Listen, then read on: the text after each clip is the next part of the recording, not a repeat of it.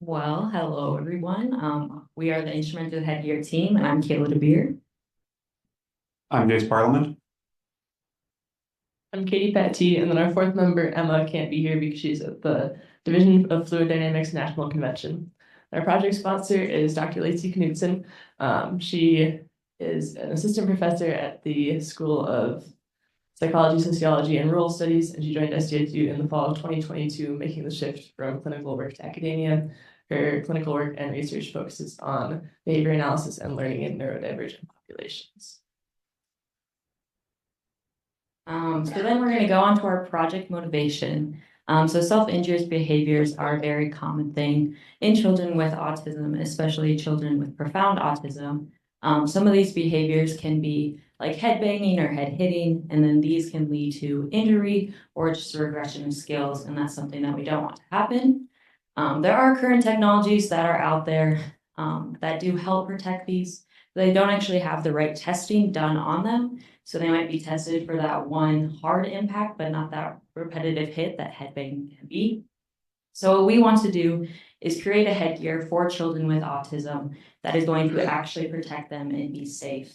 So have testing done, that's going to be that repetitive hit. And then we also want to add sensor technologies into this headgear to allow for caregivers to help prevent and predict these self-injurious behaviors in the future. Our overall project goal is to create a safe, smart, and stylish headgear for children with profound autism. And looking at those three different components, to make it safe, we want to make sure it has adequate testing to protect the wearer from self-injury. Then to be smart, we want the sensors to collect data accurately and consistently. We want to have an all-day battery life so it's useful the whole time it's being worn. It can be charged overnight while they're sleeping. Some current companies that do similar things are Crash, which is pictured on the top, and then Danmar, which you can see on the bottom picture. The problems with these ones are Crash on its warning label actually says that it's designed to be better than nothing at all, which kind of highlights the problem with these. There's not a ton of testing for this application. And then Danmar is not super appealing to wear, it's not adjustable, so it's not going to have as good of protection as if it were it fit well. And then neither of these have any sensing technologies in them. So there's some areas of improvement that we want to see. And then another company out there that we found was called RipCap. So this is a protective medical helmet company from Belgium. And as you can see, these are a lot more fashionable and appealing than the ones on the previous slide. So this is something that we'd want to look into after we get the smart and safe aspect done of our helmet or of our headgear. We want to make it also stylish. So this is a great way to help destigmatize these helmets with that appealing look, because these kids deserve to have just a normal life like everyone else. So there are other smart helmets and headgear on the market currently. They're often used by construction workers, firefighters, miners, and cyclists. They can have internet connection for traffic monitoring, GPS navigation, built-in headphones, and like heart rate monitors. Some leading companies in this field are Senate Technologies here in the US, Foresight Helmet Systems in Australia, MetMy India in India, Jarvis in Taiwan, and Nexus in Korea. Something that presents a unique challenge for us, though, is that while there are many helmets like these, there are no headgears for a biomedical context like ours is designed to be. So this is actually somewhat uncharted territory for this industry.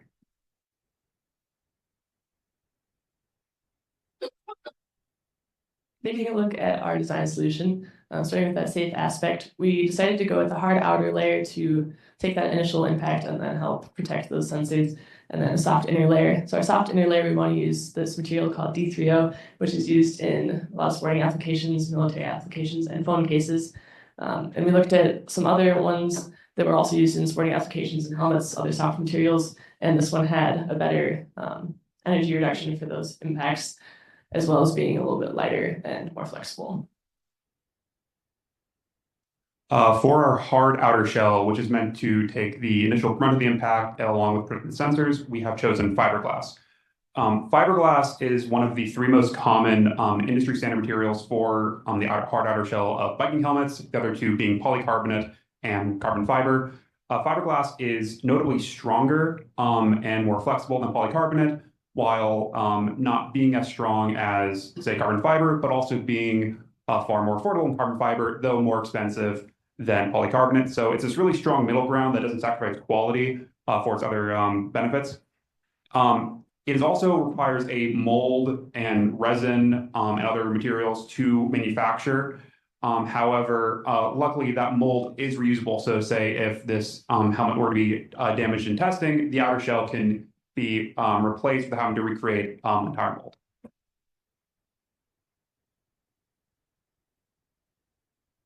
Then going on to the smart side of our design, so we kind of have two main components in this. So our Raspberry Pi and then our sensors. So the Raspberry Pi is a microcontroller, which kind of talks with the sensors and kind of tells you what to do. So we decided to use the Raspberry Pi because it's very cheap and it also just could do everything that we needed it to do. We did make a wiring diagram for the Raspberry Pi, and then we also made one for an Arduino, which were those were our like two top choices. And when looking at those wiring diagrams, we kind of thought that the Raspberry Pi was just more doable for us as mechanicals. So that's kind of why we chose that Raspberry Pi. Going on to our sensors, we have the four main sensors that we have. So we have light, sound, impact, and heart rate. Sound and light are some main triggers for children with autism. So that's why we're including those. Our light sensor is just a little photoresistor. So it's just this little tiny thing that collects light and then kind of outputs how bright or how dim the light is. This was a good choice for us because, again, it's very small, very cheap. We only have that headspace to work with, so it kind of worked out really well for us. Going on to the sound sensor, most sound sensors are pretty basic. It, again, collects how loud the sound is and will output how loud it is or how soft it is. The one that we chose was, again, just a cheap one. It also is very light and it didn't take up much space on the head. That's why we chose that. Going on to the impact sensor, we have an impact sensor that's a gyroscope and an accelerometer. So it tells you where the impact is going to be coming from. It also tells you how fast or how hard that hit is. And then it's also going to tell you the rotational aspects of that hit, which will help with concussions or like diagnosing them if that were to happen. Going on to our heart rate sensor, there was only really one that we could find to buy online, and it was relatively cheap. So we kind of just decided we're going to go with that, and we'll do some testing on it. And if it doesn't work, we can actually make our own.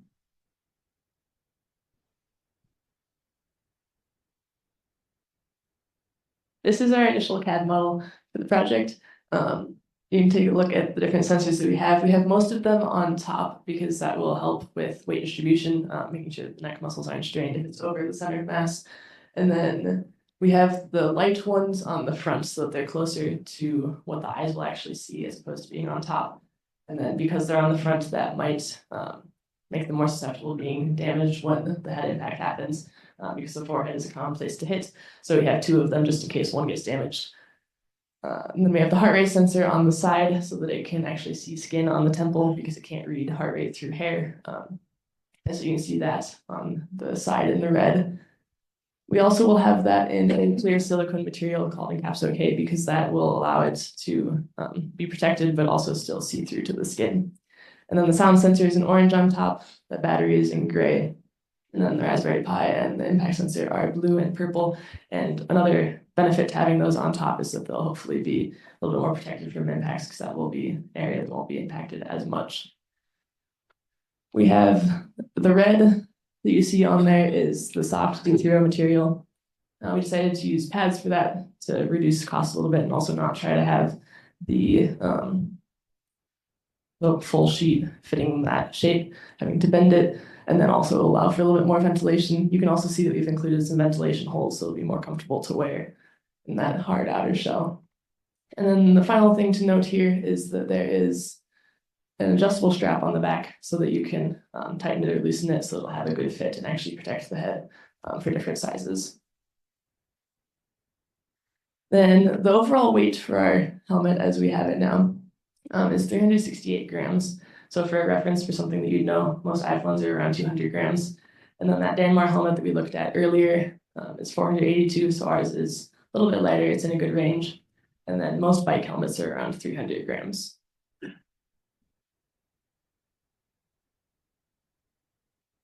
So then going on to our testing, so as a group, we kind of decided that the electronics portion was kind of the most daunting since we're all mechanicals. So we wanted to get a start on that. So what we decided to do was test our light sensor. Just because we'd all kind of worked with photoresistors before, we thought maybe we can get a little good start. So what we decided to do was make a code that collected the light sensing data, and then it also connects our Raspberry Pi to Wi-Fi, so then we can get the real time that each value is being recorded at. And then it also stores that data onto the Raspberry Pi, so we could test that flash storage of the Raspberry Pi. So for our testing, we did it indoor and outdoor, so we'd have two different environments. So we did inside a classroom and then outside on a bright day.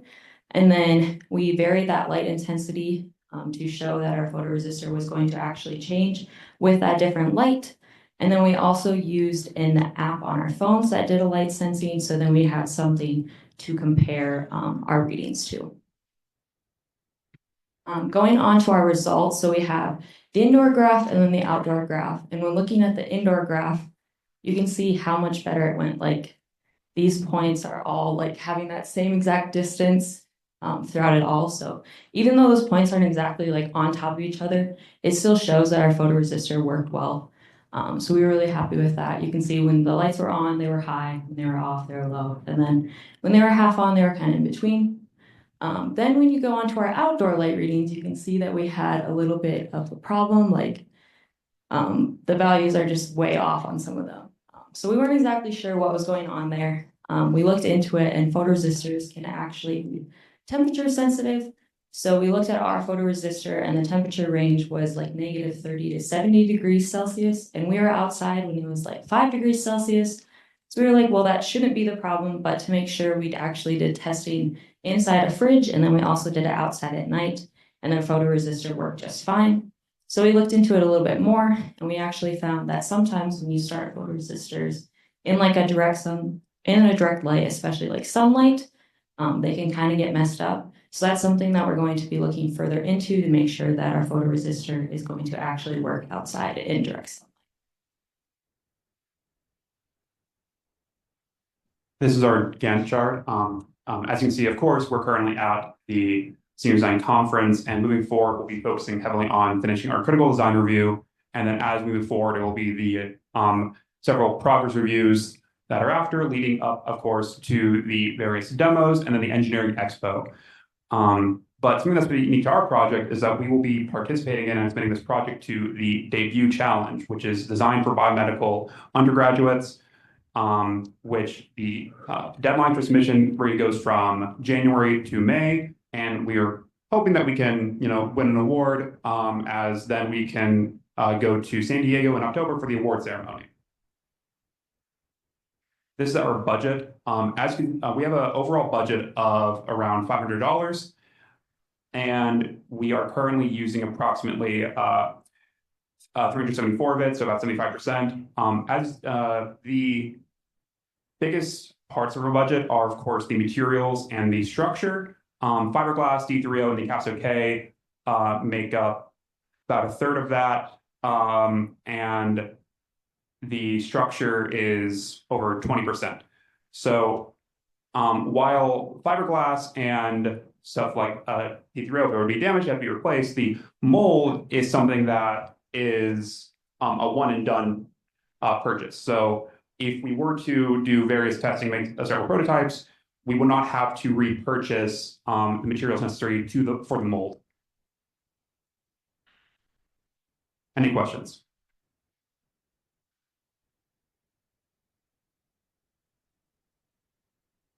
Why did you select the number and size of ventilation holes the way that you did?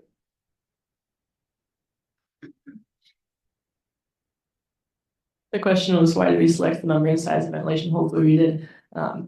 That's just an initial estimate. So we'll look more into what kind of ventilation we actually need, but that was just to show that we had this data on the CAD model. Have you looked at the types of algorithms that you're going to need to For the impact, is it will a single impact trigger or something, or are you just measuring it? Or, you know, is it take multiple impacts to say he's hitting his head? So that's something that we still have to look into. The impact sensor is kind of our next step. We're hoping that it would do that multiple impact, because that's what it's going to be tested on. So hopefully we can get it to do that multiple one, but still looking into that one. I think the Raspberry Pi, by the way, is a good choice because there's lots of libraries that'll do AI algorithms or whatever you need to basically filter out, let's say, multiple pulses or whatever. Have you looked into, I guess, the power consumption and limits of the Raspberry Pi? Yeah, we have a slide for it if you want to go to it. So this is our power consumption analysis. So each sensor is going to pretty much have that daily current consumption. And then this is the Raspberry Pi. And then the battery that we chose has enough life to actually stay that for the whole entire day. So the daily hours is like 16 hours. So we wanted the helmet to be able to charge in 8. So that was just kind of estimate, but yeah. Does that kind of answer the power consumption? Yeah.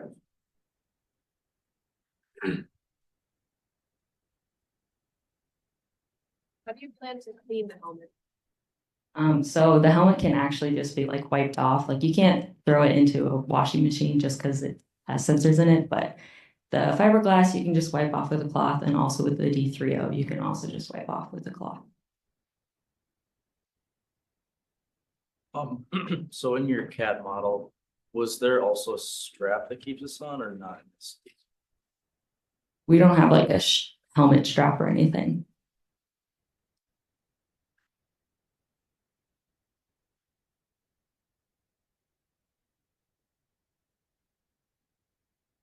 Did you factor in, for your sensors, their, protection against impact, since it's an impact, not a protection helmet? How does that factor in? It's like, are you talking about like with how they're situated on here? Yeah, situated or housed or selected, or all of the above. How do they coincide with impact? Survivability, maybe. So the way that we place them, we're hoping, because children they're less likely to go with the top of their head. That's more of like a forehead or like side of the head. So that's kind of why we decided to put them on top, just so then it'd be less likely to get hit. Like the photoresistors, since they're kind of more towards the forehead, that's just something that we'll kind of have to test and hope that they're going to survive. We're also making it so if something gets damaged, the sensors can just be removed and not like the wires, so it'll be easier for fixing.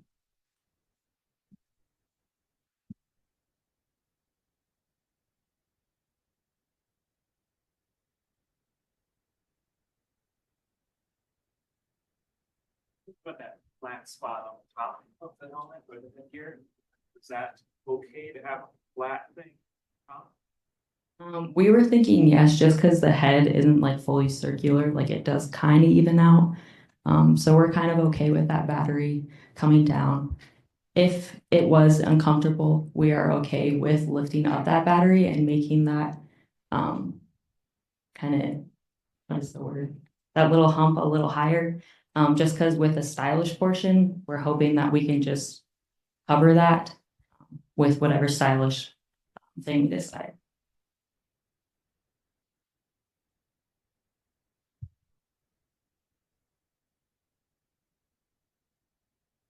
So for different sized heads, would you need to purchase like size molds as well for that? Or is it kind of one size? Like that? So with the like one size fits all, we kind of have that adjustable strap for hoping that it will just be adjustable.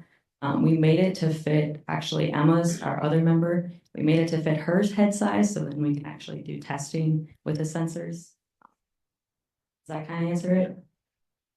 The other thing is that a kid's head is like circumference is about 18 inches to 21 inches. So we have it at the max of 21 inches, and then you can adjust it a little bit smaller.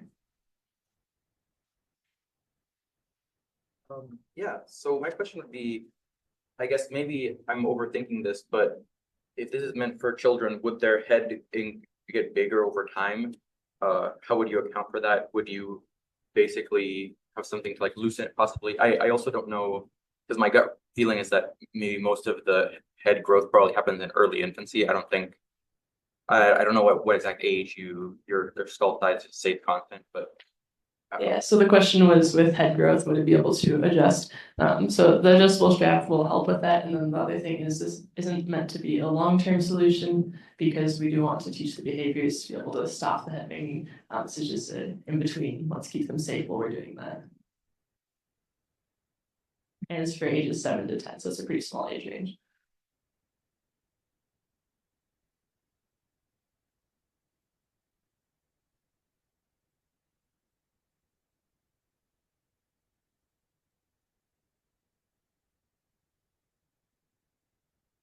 Any other questions? Okay, if not, let's thank our speakers.